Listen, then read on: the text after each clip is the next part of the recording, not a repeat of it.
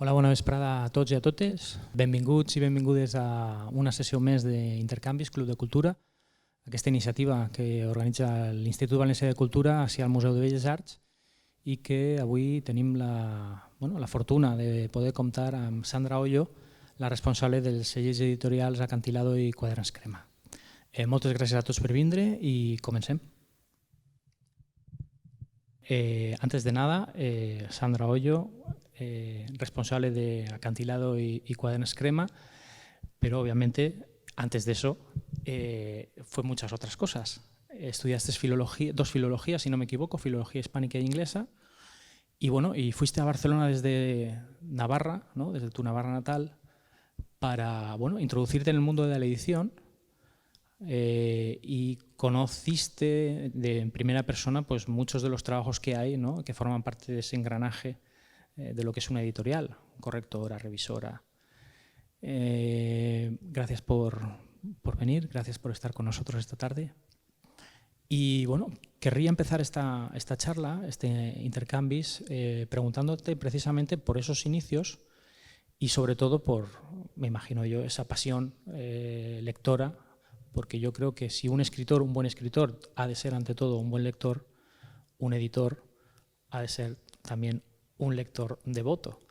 Entonces, ¿cómo fue, ¿no? Esos inicios en el mundo editorial y antes del mundo editorial, pues esa pasión, ¿no? Ese enamoramiento con la palabra, con la literatura?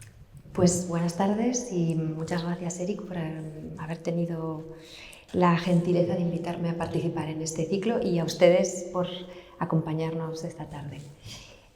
¿Cuántas preguntas? A ver, son muchas preguntas en una sola. ¿A qué me dediqué, quieres decir, antes de...? Bueno, yo efectivamente estudié filología hispánica y filología inglesa y tuve una primera experiencia con el mundo editorial en las prensas universitarias, ¿no? en la editorial universitaria de la Universidad de Navarra, que es donde me formé. Y si alguno de ustedes las conoce o tú mismo las conoces, sabes que la labor de las editoriales, de los servicios editoriales de las universidades, que son muy loables, pero no tienen nada que ver, más allá de que finalmente se fabrica un libro, no tiene nada que ver con lo que es una editorial comercial, una editorial que vive la intensidad del día a día del mundo de la edición, ¿no? Entonces, cuando llegué a Acantilado y a Quaderns Crema, desde mi Navarra natal, como tú bien dices, entendí que tenía que aprender el mundo editorial desde todos los rincones que conforman una editorial, ¿no? Tanto Quaderns Crema como Acantilado, que son dos sellos, dos hermanas, pero que parten de la misma matriz, ¿no?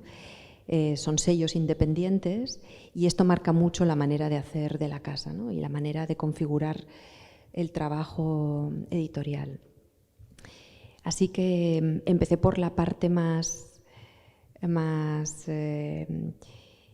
prosaica y más sencilla, que es la de las revisiones, ¿no? Las correcciones, pero las correcciones del último momento, o sea, la última mano por la que pasan los libros. No te piensas que empecé interviniendo y conversando, no. En los trabajos editoriales son muchos y de muchos tipos, desde hacer fotocopias, escanear, ¿no? Y empecé por ahí. Y me fue muy útil porque creo que es la manera más correcta de entender el sentido artesanal de la labor editorial, ¿no?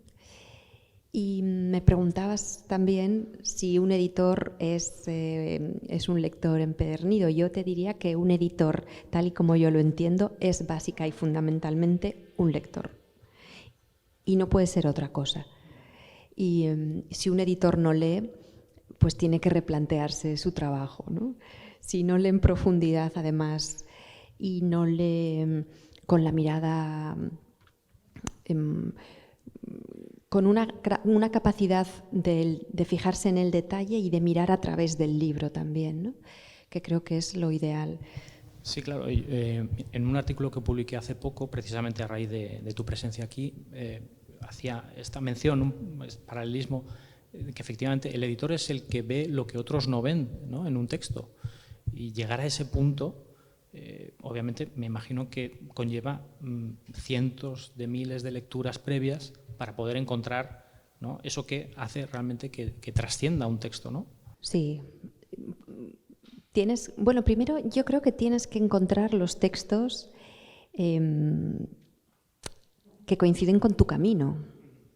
No en el sentido de que topen contigo, sino que te digan algo y que entiendas que tienen sentido dentro de tu sello, ¿no? Es decir, tú cuando lees un manuscrito o un libro en otro idioma y estás pensando en la traducción, ¿no?, en la posible traducción al catalán o al castellano, en nuestro caso, yo en lo que pienso es si ese texto me dice algo y si ese texto tiene sentido en mi sello, ¿no?, y si quiero compartirlo con los demás, que al final es lo que hace un editor, ¿no? Un editor es un lector que tiene la enorme suerte de poder compartir con muchos lectores, cuantos más mejor, aquello que a él le gusta, ¿no? Al menos yo creo que esa es la manera en la que yo veo la edición, ¿no? Y después con un sentido de intervención cultural importante también, ¿no? Somos un poco ambiciosos los editores, ¿no? No solo queremos que la gente lea aquello que nos gusta, sino que queremos configurar en el mejor sentido posible un ámbito de pensamiento, ¿no? Desde luego la editorial Acantilado eso es lo que pretende. Y para eso, bueno, pues hay que leer muchos libros y hay que navegar entre muchos textos, ¿no? Ahora retomaremos este apartado de la conversación, pero volvamos a esa Sandra Hoyo, lectora apasionada de formación, digamos. Pues, ¿cuáles fueron, en tu caso, esos libros que quizás marcaron también tu manera de ver y entender lo que es la literatura? ¿Cuáles fueron también esos autores que marcaron ese camino, ¿no?, del que hablabas tú también, que luego también conforma la línea editorial, por ejemplo, de estos dos sellos? Pues si pienso en esa lectora, a mí me resulta muy difícil.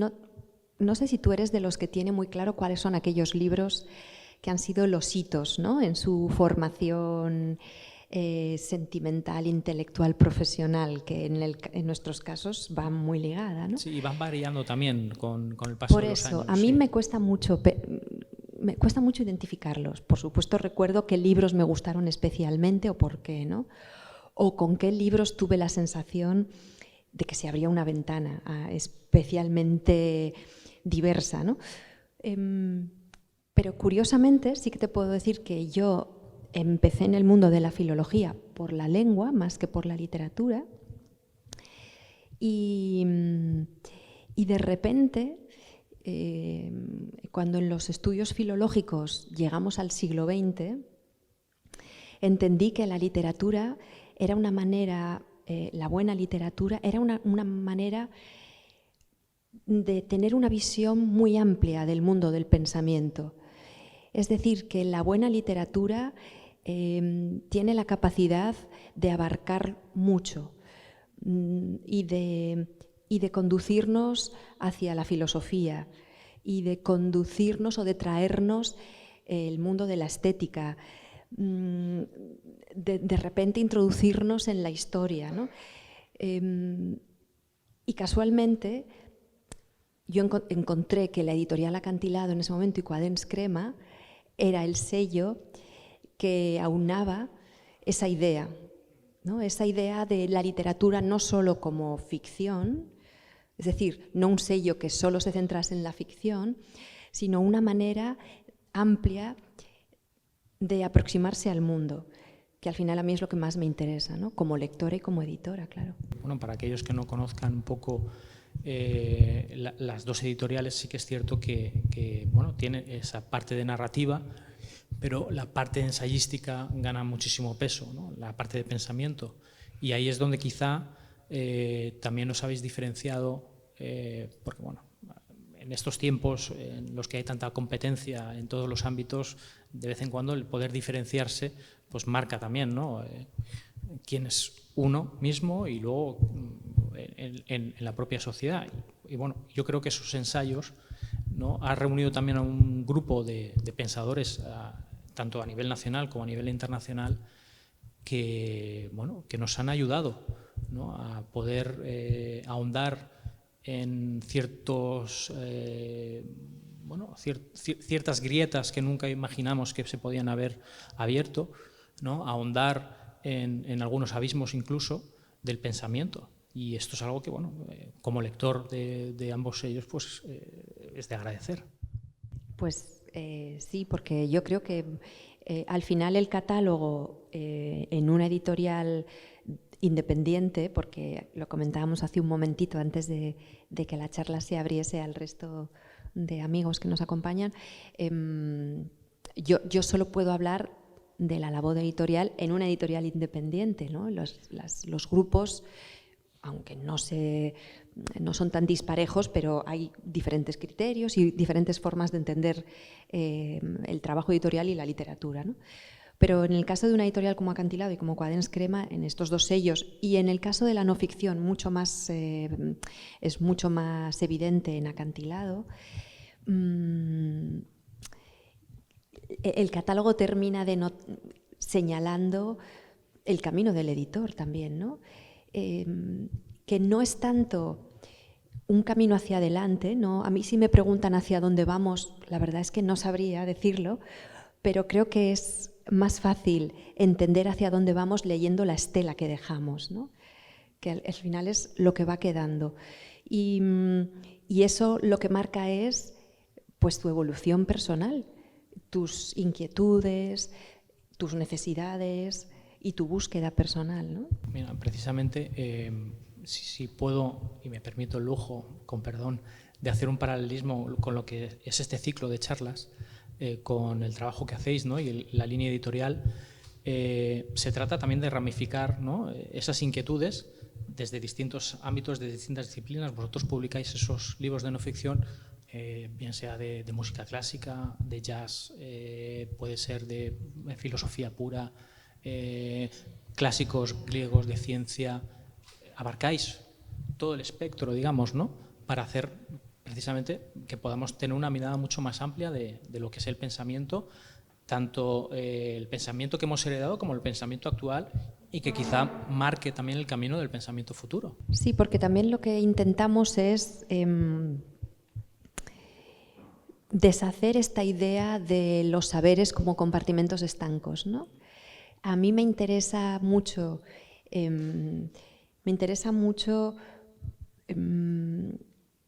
la hibridación, y me interesa mucho entender que es imposible leer nuestro tiempo solo desde un punto de vista.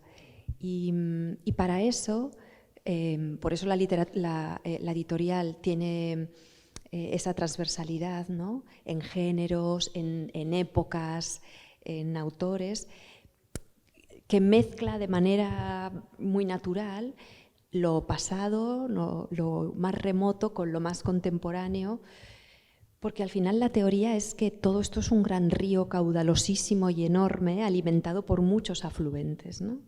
No son lagos, es un río. La literatura es un río caudaloso, ¿no?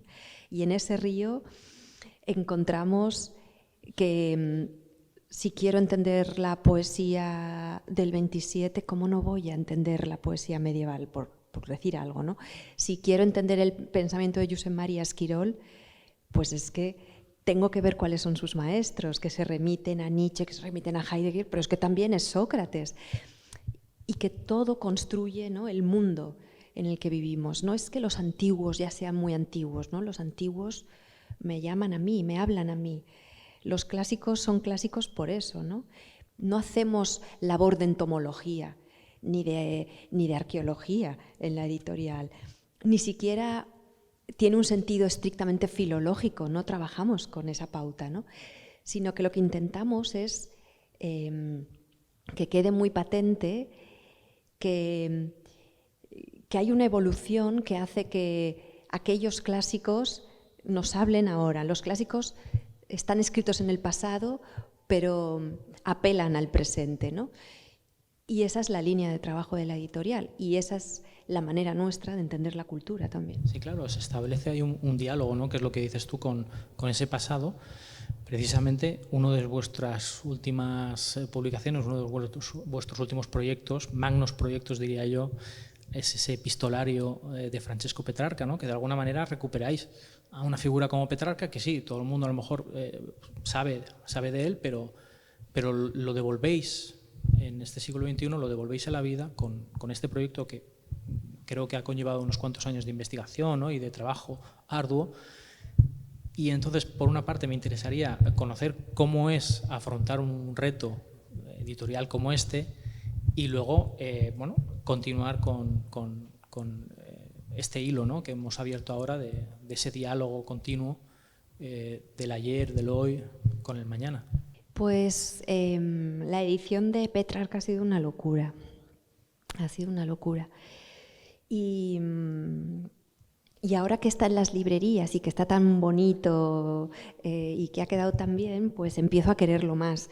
Pero hasta hace 2 años ya lo tenía muy atravesado. La verdad es que ha sido muy doloroso. Pero resulta que es como aquellas grandes aventuras, que es como cuando cruzas un océano en velero, que llega un momento que solo puedes ir hacia adelante, porque como intentes retroceder la cosa va fatal, ¿no? Pues estos proyectos así editoriales tan extensos son lo mismo, es una travesía en velero, ¿no? Llega un momento en que solo puedes ir hacia adelante, pase lo que pase. Lo que pretendíamos era pues saldar una deuda del mundo editorial y del mundo literario en español con Petrarca, que es un autor muy conocido por todo el mundo, sobre todo y fundamentalmente por El Cancionero, pero poco más, ¿no? Salvo la especialidad más erudita y los ámbitos académicos. Y lo que queríamos era mostrar, porque hemos traducido toda la correspondencia de Francesco Petrarca, que nunca se había hecho en castellano, del latín medieval y una parte del italiano, y eso también ha sido una de las complicaciones. Y lo que queríamos demostrar es la vigencia de Petrarca, ¿no?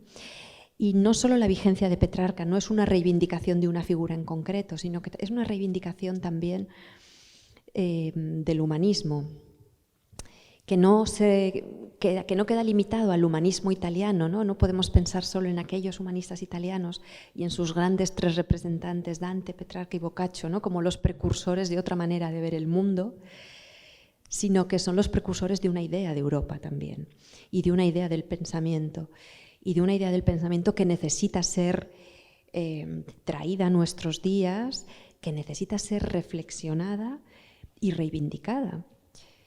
Y creo que Petrarca, en sus cartas, que no son un mero ejercicio literario, es una falsa correspondencia, es una correspondencia ensayística, ¿no? Él se fija en los clásicos, que es lo que hacen la mayor parte de los humanistas, ¿no? Y no solo se fija fundamentalmente, por ejemplo, en las cartas a Lucilio de Séneca, ¿no?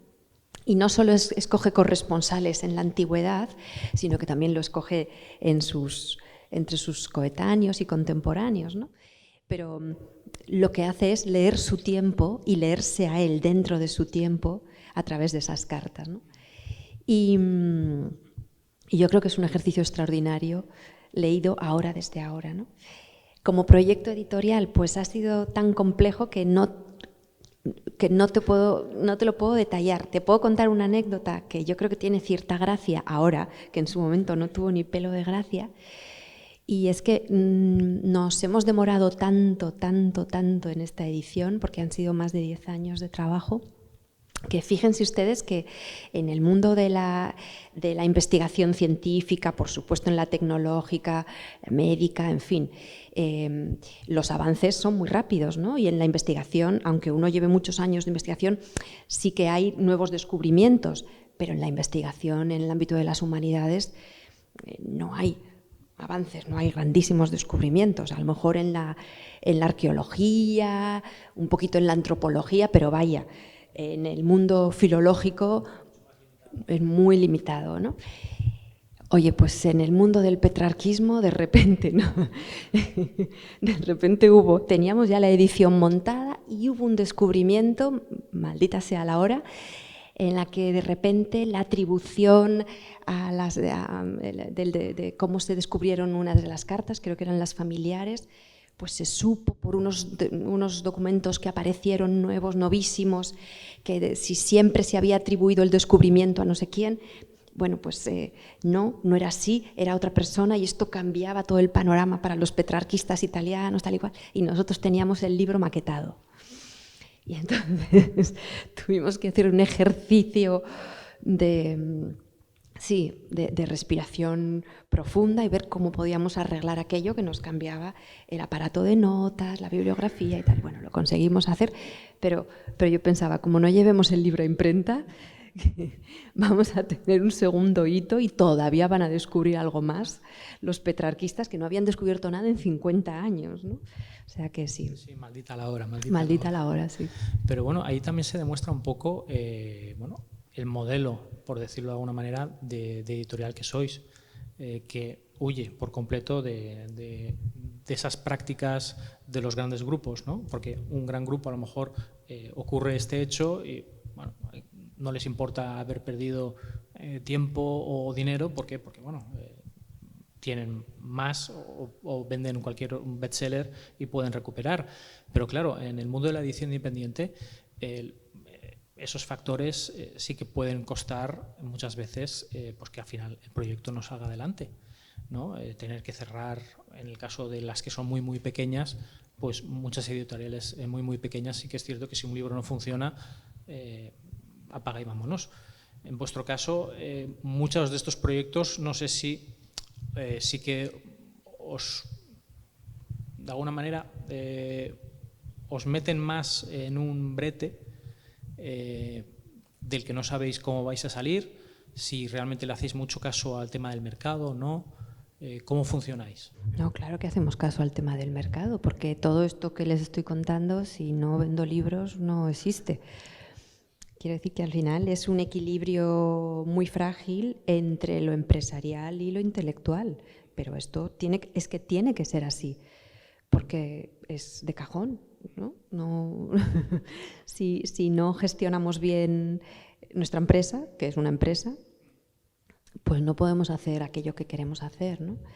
Otra cosa es que te rijas o que rijas el criterio de tu catálogo en estudios de mercado, en libros de nicho, en que todo esto no existe para nosotros, ¿no? En modas, no, esto es otro camino, ¿no? El nuestro. En ese sentido, desde luego, los libros se escogen en función del criterio del editor, que en este caso soy yo, y lo que intentamos es explicarlo muy bien para que la gente comprenda por qué tiene sentido en nuestro catálogo, cómo dialoga con el resto de títulos y por qué les tiene que interesar leerlo, ¿no? Pero si no gestionamos bien, la editorial no se sostiene. Y en el caso de proyectos de este calibre, pues lo que producen es insomnio, fundamentalmente. Antes hablábamos del Paris Review y yo recuerdo la angustia cuando iba a llegar a las librerías, porque pensé, madre mía, no, de este sí que no vamos a vender ni uno.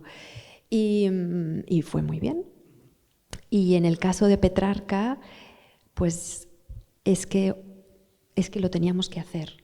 Es que ya no, es lo que te digo del velero. O sea, lo teníamos que sacar a las librerías fuera como fuera y dar por amortizado, o sea, dar a pérdidas ya todo lo invertido en él, ¿no? Y pensar que mira, lo que venga, pues propina.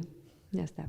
Bueno, en esa transversalidad de la que comentabas también de vuestra línea editorial, ¿no? Ese diálogo con el pasado, a través del presente también y mirando de cara hacia el futuro, sí que es cierto que conviven clásicos que podemos llamar contemporáneos, pero también nuevas voces, ¿no? Y es algo que nunca habéis perdido de vista, ¿no? Dar la oportunidad a nuevos autores y autoras de poder publicar y encontrar su lugar en vuestra editorial. Me viene a la mente, por ejemplo, Marta Carnicero, que es una autora de vuestro sello, que bueno, la verdad es que, sobre todo con su último libro, Matrioskes, ha logrado, yo creo, lo que vosotros ya pensabais, me imagino, ¿no? Que es la calidad de su prosa, ¿no? Y su mirada con respecto a según qué temas, y que ha calado hondo, ¿no? No solamente a nivel de medios de comunicación, que sí que ha tenido repercusión, sino bueno, de de los propios lectores, porque se han generado muchos clubes de lectura. Aquí, de hecho, en Benicàssim se hizo un club de lectura con ella. Bueno, también, ¿no?, esas nuevas voces, ¿cómo y de qué manera establecéis los diálogos con ellos, ¿no?, con los nuevos autores?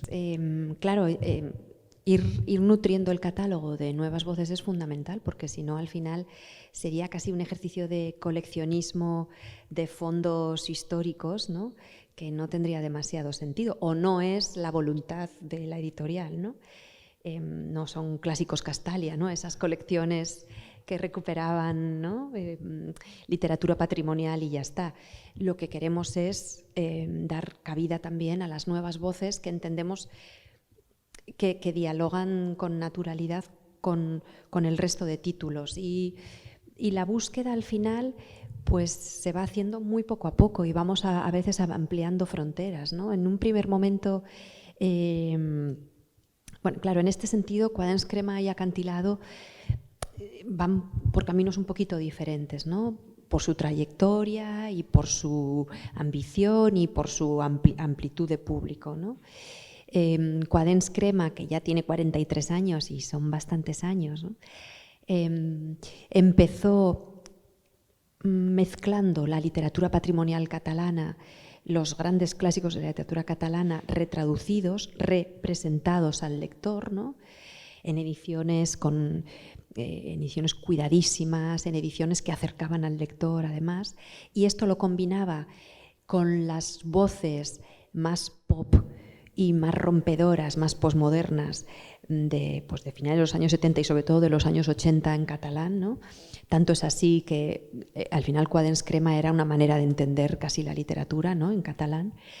Y después se dedicaba también pues a las colecciones de poesía, ¿no?, donde, y que es también lo que seguimos haciendo, donde cumplimos, por ejemplo, con esa voluntad intelectual de traer al catalán, ¿no?, a las grandes voces internacionales poéticas, ¿no?, es decir, la sensación de que tú contribuyes a la cultura, ¿no?, del país con las traducciones de autores que nunca se habían traducido al catalán, algo de ensayo y más o menos ya está, ¿no? Acantilado tiene dos líneas, ¿no?, la línea de ficción, que es la narrativa, y la línea de no ficción. Y entonces aquí sí que entendemos que el espectro es un poquito más amplio, ¿no?, sobre todo en la línea de no ficción. Y que si bien comenzamos explorando la literatura de Europa del Este, que era la literatura contemporánea de Europa del Este, que era la literatura que había quedado oculta por las circunstancias políticas, ¿no?, enseguida entendimos que la idea de literatura europea, la idea de pensamiento europeo se extendía más allá del territorio estrictamente, más allá de la frontera estrictamente europea, ¿no? Y que puede ser tanto Hiromi Kawakami, que es una autora japonesa, como autores de América Latina, como autores de la diáspora francófona, no sé, ¿no?, que el círculo se ampliaba, ¿no? Y lo único que queremos, o el criterio para escoger a esos autores nuevos, ¿no?, pues es que sean buenos libros, que haya calidad literaria y que algo resuene en todos ellos que los identifique con el sello, ¿no? Bueno, realmente esa es la parte quizá más difícil, ¿no?, pienso yo. Ahí sí que hay que tener un ojo avezado para poder identificar esas voces que identifiques, ¿no?, que concuerdan con vuestra línea editorial. Has hablado de estos autores, ¿no?, en Acantilado, de literaturas de Europa del Este, que hoy día muchos de ellos ya son considerados que forman parte del canon, si es que existe un canon. Me viene a la mente Adam Zagajewski, por ejemplo. No lo sé pronunciar bien, el autor de Tango Satánico, László Krasznahorkai, que es absolutamente magistral. Habéis publicado a Svetlana Alexievich, premio Nobel. Quiero decir, aparte de recuperar, sobre todo con un trabajo de traducción, que ahí es donde voy, a estos autores, habéis hecho lo propio también con otros autores, por ejemplo, de literatura norteamericana, piense a William Saroyan o Stefan Zweig en lengua alemana. ¿Cómo es ese trabajo de recuperación con nuevas traducciones? Porque, claro, muchos de estos autores a lo mejor sí que es cierto que en su día ya se publicaron, pero con otras traducciones que quizá venían vertidas del inglés o del francés, nunca de la lengua de origen. ¿Cómo es esa recuperación en base a las traducciones y el papel que vosotros le dais y le conferís a las traducciones, ¿no? El peso que tiene la traducción en vuestro catálogo? Estas son también 3 o 4 preguntas diferentes, ¿eh? En el caso de los autores centroeuropeos y más allá, ¿no? Porque ya no es solo Centroeuropa, contemporáneos, lo que queremos es traer esa realidad literaria a la lengua española, que es una realidad literaria fascinante y muy diferente. Has hablado de Krasznahorkai. Ostras, es que Krasznahorkai escribe de una manera sorprendente. Para mí es uno de esos libros, ¿no? Es uno de esos autores que te abren ventanas, ¿no? Y no solamente a una realidad, necesariamente a una realidad política, territorial, no, va mucho más allá, pero te das cuenta de que hay algo muy diferente y que Krasznahorkai no suena como un autor francés, no, tiene un mundo espiritual, imaginario y mítico absolutamente diferente. Y que a la vez me dice mucho a mí como ciudadana europea, porque tengo que entender también esa realidad, ¿no? Que es Hungría. O sea que en el caso de Adam Zagajewski, que es uno de los grandes poetas del siglo XX y XXI, ¿no? Pues lo mismo. O sea que lo que tenemos es la voluntad de traer realidades literarias, universos literarios que amplíen nuestra idea de literatura, ¿no? Que al final, y ahí, claro, las editoriales tenemos una gran responsabilidad, los lectores que no pueden leer en todas las lenguas en las que se publica, obviamente, ¿no? Si no traes esos mundos literarios, pues la realidad literaria se queda cortita, se queda más chiquita, ¿no? Y al final leemos muchos libros traducidos del francés, unos cuantos traducidos del italiano, algunos traducidos del alemán, pero el territorio no se nos acerca. Y en esta voluntad de acercar tradiciones y mundos literarios, claro, la traducción es fundamental, ¿no? Y hoy en día yo creo que se ha avanzado muchísimo, pero cuando comenzó la editorial hace 23 años, lo acostumbrado era lo que tú has mencionado, ¿no? Que las traducciones se hicieran por lengua interpuesta. De hecho, históricamente se habían hecho por lengua interpuesta. Quien leía Szymborska en los años 70 la había leído a través del francés, nunca a través del polaco, ¿no? Y de hecho muchos de los grandes, incluso grandes traductores, que eran grandes escritores, es que no conocían ni siquiera la lengua original, ¿no? de esos autores. Entonces nos propusimos casi como idea fundacional que las traducciones tenían que ser siempre de lengua directa. Y esto complica mucho en un primer momento y en ocasiones también, ¿no? Complica mucho la tarea porque traductores del inglés pues los encuentras y del alemán también y del italiano, pero claro, ya del ucraniano empezamos a tener más dificultades, del serbio y no del croata, ¿no? o del croata pero no del serbio, también del yiddish ni te cuento, que tenemos a Roda, Enelda y a Jacob Abecassis, que son viejecitos y yo casi que les regulo la calefacción y el aire acondicionado en su casa para que estén bien y no cojan una corriente de aire y tengamos un disgusto. O sea que hay muchas lenguas que son realmente muy complicadas, ¿no?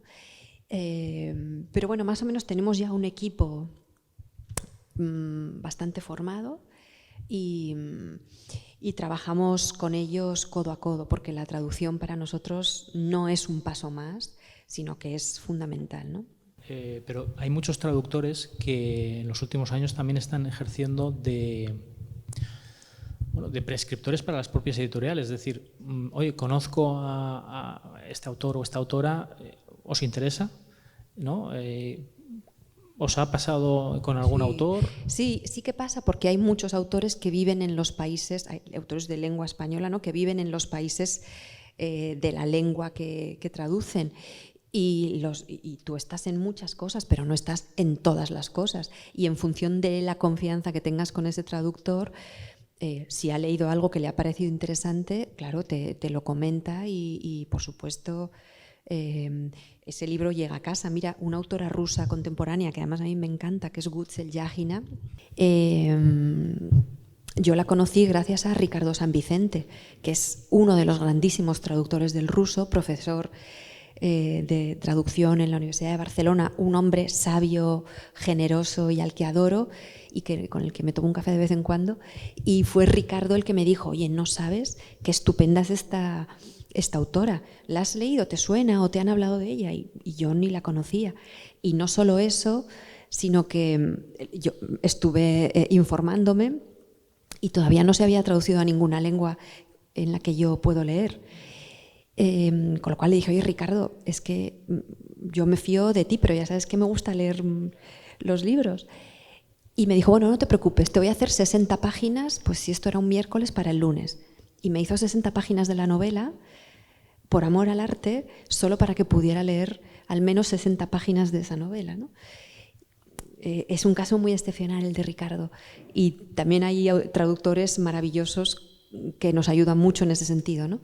Pero sí, tener ojeadores en todas partes siempre ayuda. Como esa figura del scout literario, ¿no? Sí, el scout literario funciona, pero eso ya es otro ámbito, ¿no? Es agencia, es scout, es otra parte.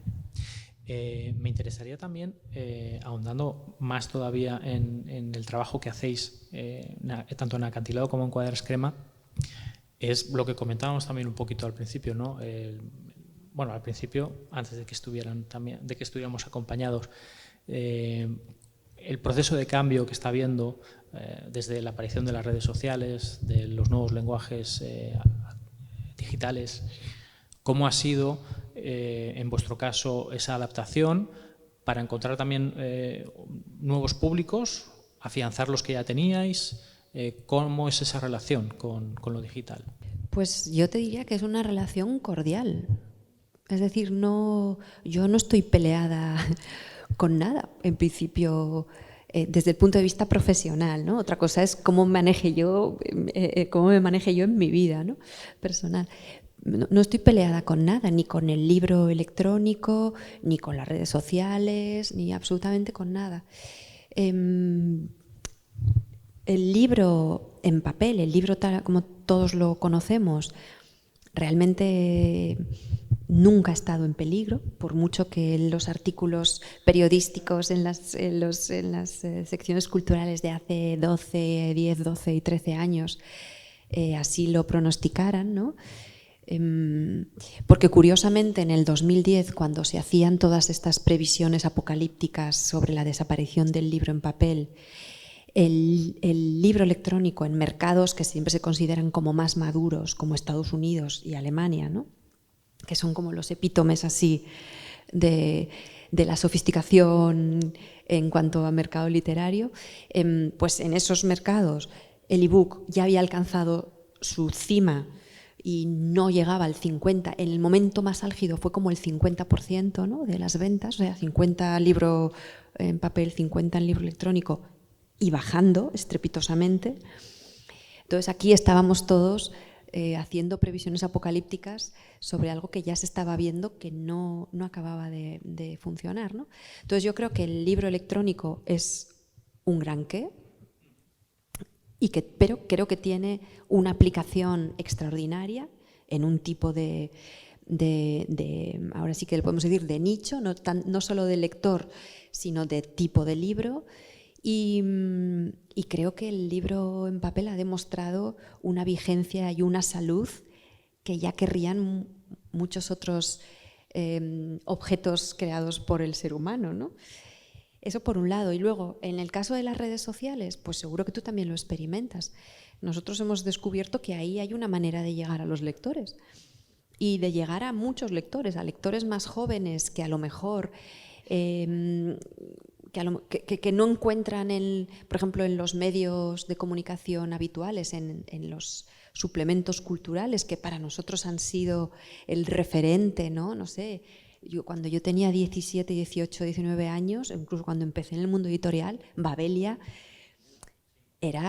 y todos nos comprábamos El País y leíamos Babelia, y lo que nos decía Gelbenzu pues casi que era, ¿no?, palabra de Dios, y lo anotabas y ibas a pedirlo. O tenías una contra en La Vanguardia, la contra que supongo que muchos de los que nos acompañan la conocerán, ¿no? Tenías una contra en La Vanguardia y 2 horas después recibías una llamada del distribuidor diciéndote que se estaban vendiendo como churros aquel título que, ¿no?, que se referenciaba. Y eso hoy en día ya no se produce. Entonces, una parte sabemos que se ha dispersado. Antes yo te decía, sabemos que ya no está la prescripción, ya no está en la prensa, en los medios tradicionales, no sabemos muy bien a dónde ha ido, sabemos dónde no está, ¿no? En una parte, sin duda, está en las redes sociales. Es que, claro, por otra parte, hay que tener en cuenta que se publica una cantidad ingente de títulos al año, y aunque uno sea un lector voraz que pueda leer, por decir una cifra, 50, 60 títulos al año, pero claro, se publican muchísimos más. Es imposible poder estar al día de toda la cantidad de novedades. Te diré que en el ámbito europeo, en España, es uno de los países en los que más libros se publican y en el que hay un índice de lectura más bajo, con lo cual algo no estamos leyendo bien los editores. Sí, entonces, ¿cómo se sostiene? ¿No?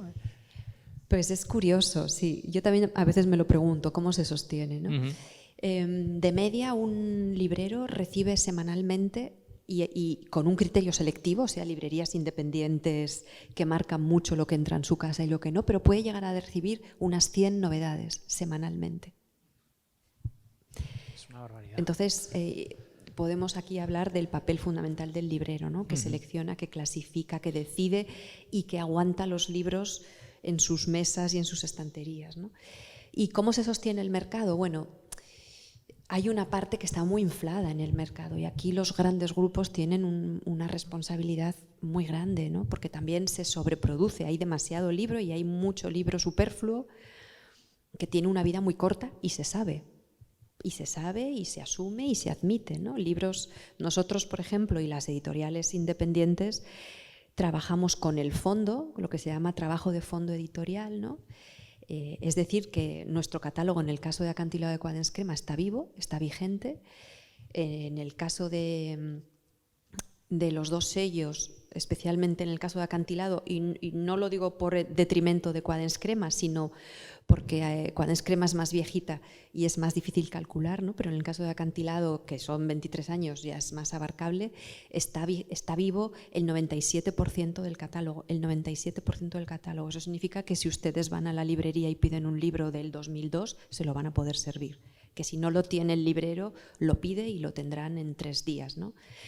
Sin embargo, esta no es la manera de trabajar de los grupos editoriales, ¿no?, en los que los libros tienen una fecha de caducidad por cuestiones de logística, por costes de almacenamiento y por principios comerciales más o menos perversos, ¿no?, y más o menos equivocados, ¿no? Sí, porque luego compran sellos clásicos y maravillosos y descubren qué estupendo es trabajar un fondo editorial, ¿no? Me refiero a Paidós o a, ¿no? Entonces, ahora me he ido un poco estábamos hablando de, perdón. Sí, bueno, ¿no?, de cómo se sostenía con toda la cantidad. Entonces se sostiene por eso, ¿no? Porque una gran cantidad de esos libros que aparecen en el mercado tienen una vida muy efímera, y creo que eso habría que replanteárselo desde todos los puntos de vista, porque solamente desde el punto de vista ecológico va a ser insostenible esa cantidad de libro que se imprime y se trincha en el periodo de un año, por ejemplo, ¿no? Y después porque tampoco no sé yo si culturalmente tiene demasiado sentido, ¿no? Pero bueno, como son modelos de negocio, ahí es difícil entrar, ¿no? Pero para nosotros se sostiene por el buen hacer de la red de librerías y de todas las librerías, y por la confianza de los lectores, claro. Yo tengo un buen amigo que normalmente dice que él visita muchas librerías por España, le gusta mucho, y si se fija que hay un buen número de Acantilado, dice, esta librería bien. ¿Le parece de fiar? Sí, le parece qué de bien, fiar, qué ¿no? majo tu esta amigo. librería bien.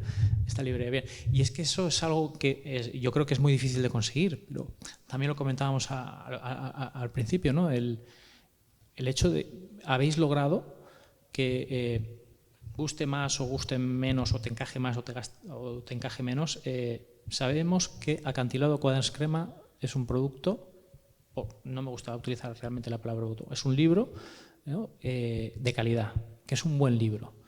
Y eso no todas las editoriales pueden decir lo mismo, lo cual dice mucho del trabajo que lleváis a cabo, no en cuanto al libro como objeto, ¿no? su factura, sino sobre todo en el contenido, ¿no? En ese mensaje que pretendéis transmitir, ¿no? para hacer un poco más de apertura de miras, ¿no? de abrir la mente. Y bueno, como lector, pues agradeceros también este ejercicio, ¿no? que supongo que no será muy fácil por todo lo que conlleva también todo este engranaje, ¿no? de la industria editorial, pero que bueno que la lleváis a cabo. Pues muchas gracias. Sí, lo que intentamos es trabajamos sobre la idea del criterio, ¿no? Y de la confianza, es decir, que el lector se fíe de lo que le estamos ofreciendo y que a lo mejor no puede pronunciar y no ha oído en su vida el nombre de un autor que le parece rarísimo y extrañísimo, pero que como nosotros se lo proponemos, entienda que le puede dar una oportunidad, ¿no? Y que allí al menos no le están engañando. A lo mejor no acertamos, pero no le estamos intentando engañar, ¿no? Y esto es difícil de mantener, sobre todo porque a los lectores hay que cuidarlos mucho y hay que respetarlos mucho y hay que tratarlos yo creo que con delicadeza y como personas inteligentes que son, y que hay que apelar siempre, ¿no? A lo mejor de los lectores. Nosotros desde luego es a lo que aspiramos, ¿no? Y bueno, sí, pues implica trabajo, pero en eso estamos, es que a eso nos dedicamos también, ¿no? A buscar y a ofrecer perspectivas y a ofrecer respuestas, ¿no? al mundo. Al final los libros yo creo que es lo que tienen que hacer, ¿no?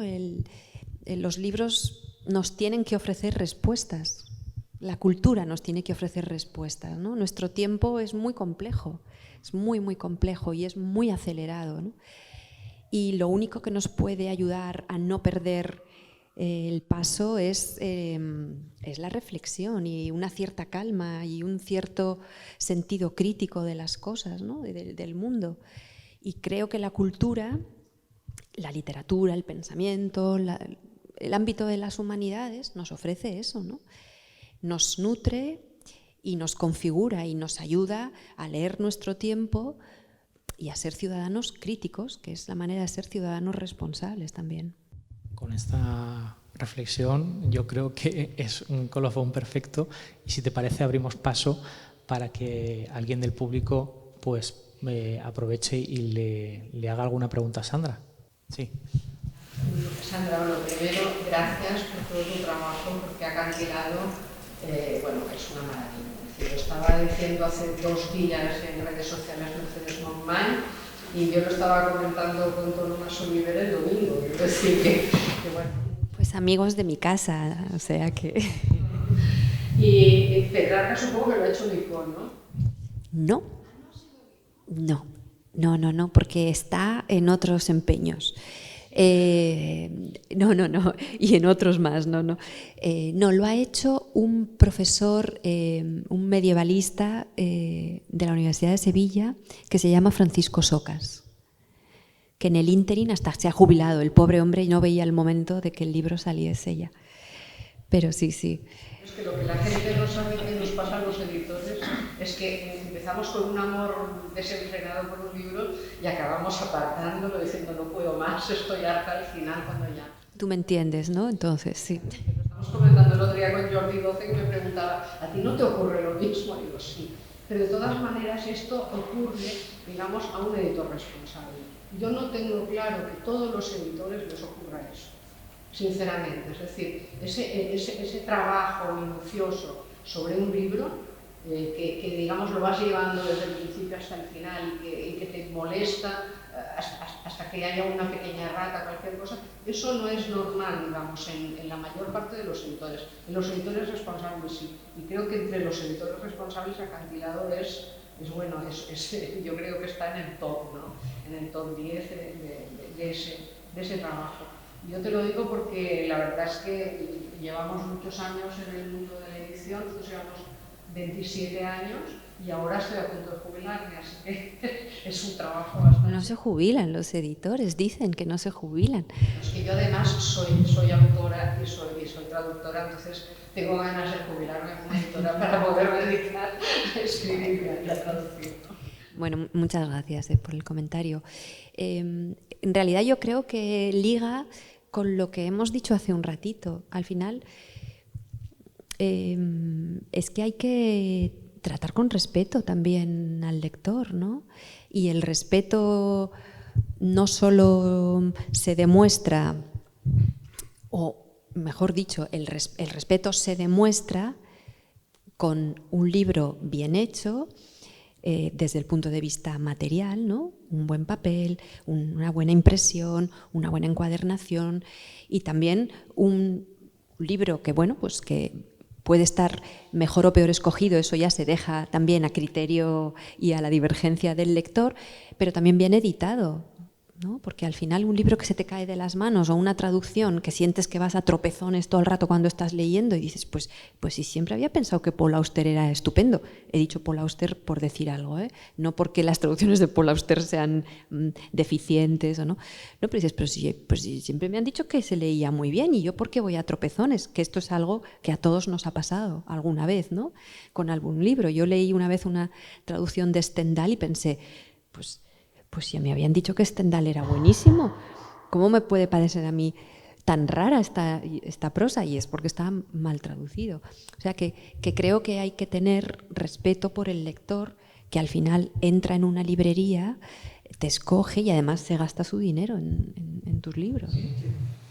Tú has dicho que eres editora y a mí lo que me sorprende es, y has dicho además, creo que no editáis pensando en el futuro sin más, ¿no? Ser editora únicamente, supongo que tienes un equipo que asesora o que recomienda. ¿Cómo compaginas ese ser editora, es decir, tu criterio personal con que la dinámica que la editorial tiene? Supongo que eso no es demasiado difícil, ya lo está siguiendo, ¿no? Pero también con ese equipo, supongo, de gente que... Es que no hay equipo asesor en Acantilado ni en Quaderns Crema. Es editorial de un editor. O sea, hay editoriales, también editoriales independientes, que están muy seccionadas en colecciones, efectivamente, ¿no? Y que hay editores que se ocupan de cada colección. Pues la parte de poesía, la parte de ensayo, ¿no? La parte, pero en Acantilado no lo tenemos montado de esta forma. Por eso siempre digo que es una editorial de editor. Bueno, de editora en este caso, pero de editor porque es el criterio de un editor, que es el lector, ¿no?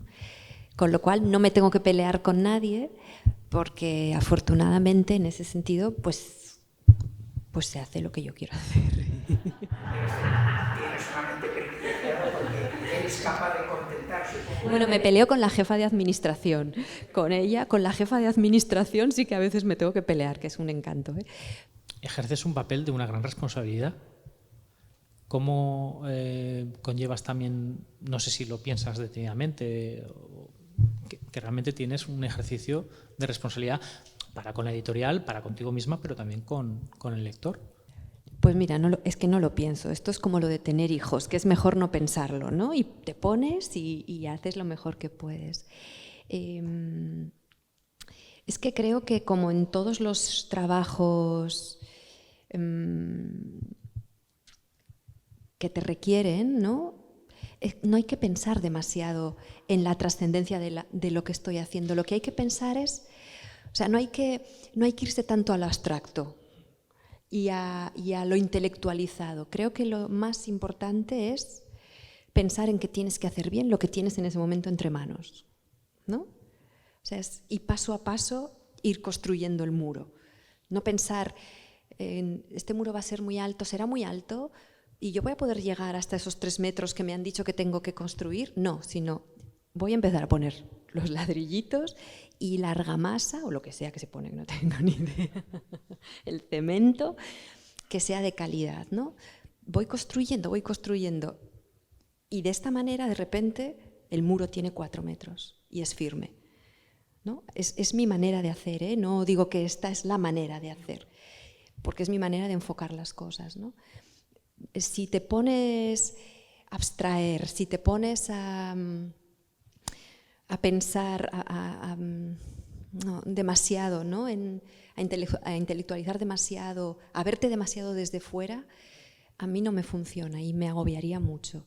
Prefiero centrarme en mi día a día, en el despacho, qué tengo ahora, qué estoy leyendo ahora, qué tengo que leer, qué estamos haciendo en edición, cómo lo vamos a contar a los libreros, en esto, ¿no? Por eso te digo que también a veces cuando me preguntan ¿y cómo te ves dentro de tal? ¿Y hacia dónde va la editorial?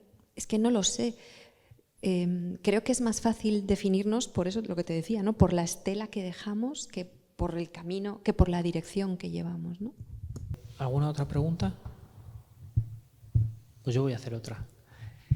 Ya sé que es muy difícil porque, bueno, en cierto modo ejerces una función, bueno, en este caso maternal, paternal, con todos los autores del catálogo. No, maternal con los autores, no. Bueno. No, ya. No. Pero si tuvieras no? que elegir, por ejemplo, a un autor o autora de Acantilado Quaderns Crema con el que digas, yo me identifico o realmente este es el autor que siempre quise haber editado y lo he logrado, ¿quién sería? Mira, si te doy un nombre y esto lo ve algún autor de la editorial, mañana tengo un problema gordísimo. No, yo creo que la relación con los autores, en mi caso, la relación con los autores es, yo siempre les dejo, más allá de lo profesional, ¿no? Quiero decir, yo me pongo donde quieran que me ponga y les dejo que sean ellos los que digan de qué manera quieren que sea su editora, ¿no? Entendiendo que hay unos límites, porque también hay personas que necesitan de ti constantemente y no puede ser eso, ¿no? Pero si quieren que sea muy presente, pues intento estar muy presente. Si quieren que aparezca así, pues esporádicamente, aparezco esporádicamente. Es decir, yo me pongo allá donde ellos quieran, ¿no? Y luego no hay duda de que la afinidad personal, pues como te pasa a ti, como le pasa a todas las personas que nos acompañan, ¿no? Es la que es y hay personas con las que tienes mucha afinidad y de una manera muy mágica te entiendes, y hay otras con las que tienes menos afinidad, ¿no? Y no significa ni que sean mala gente ni que tú lo seas, simplemente es que, bueno, pues os entendéis en un plano y ahí se queda, ¿no? Entonces hay autores con los que tengo mucha afinidad e incluso amistad, porque el camino que eligen además, porque algunos quieren que me hacen muy partícipe de su día a día, del proceso de creación, ¿no? Y otros con los que tengo buenísima relación, pero tengo menos afinidad y tengo menos trato. Entonces yo ahí respeto lo que quieran ellos, no me impongo tampoco. Bueno, pero eso referente a, digamos, nuevos autores o autores contemporáneos, pero claro, en vuestro catálogo tenéis a Petrarca, tenéis a Dante, tenéis a Montaigne. Claro, no, Kafka, sentir que es que sentir que eres el editor de Montaigne, imagínate, ¿no? Por eso digo, ¿no? Pero claro, no eres el editor de Montaigne, eres en este momento, en el siglo XXI, tú eres el editor de Montaigne. Y esperemos que en el siglo XXII haya otro editor de Montaigne. Oye, o igual nuestra edición sigue teniendo vigencia, ¿no? No sé si respondo a tu pregunta diciéndote que si miro hacia atrás, yo me siento muy contenta de todos los autores que hay en el catálogo. de todos. Sí, porque si no, de otro modo, sería más complicado también el día a día, entiendo. Pues si no hay ninguna otra pregunta, inquietud que compartir o anécdota, cerraremos este intercanvis. Muchas gracias, Sandra, por acompanyar-nos. Gràcies a ti i a tots I moltes gràcies a ustedes. tots per vindre. Gràcies.